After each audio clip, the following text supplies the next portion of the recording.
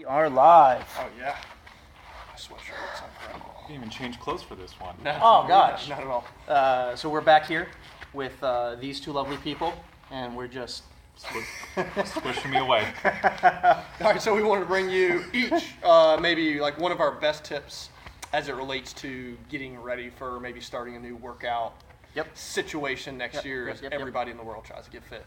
Well, all right, Mr. Guest, Mr. Jordan Frank from ACAC, what's your best tip?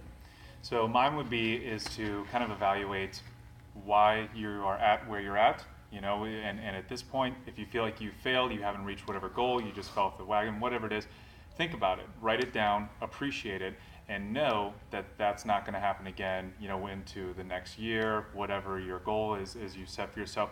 But I think there needs to be the why behind it. All of your workouts and all of your training will be way more effective, and it'll have a purpose to it if you find that why behind it.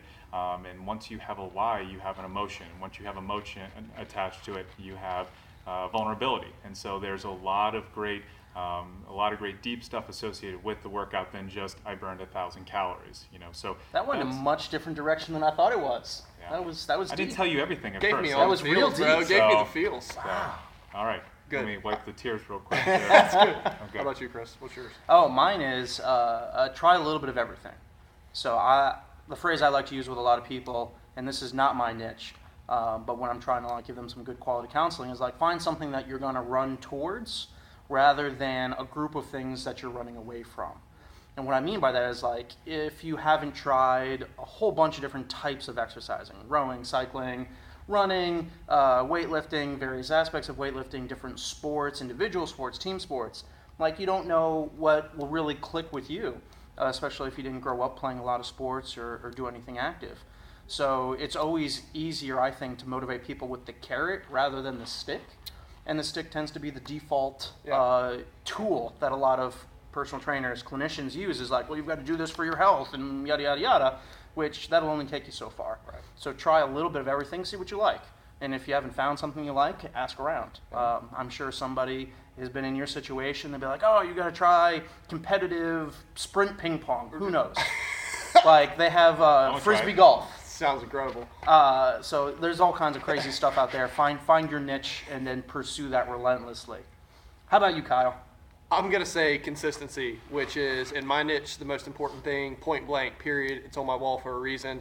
And I think that when people set new goals, they want to shoot for the stars. They want to, lose 15 or 20 pounds.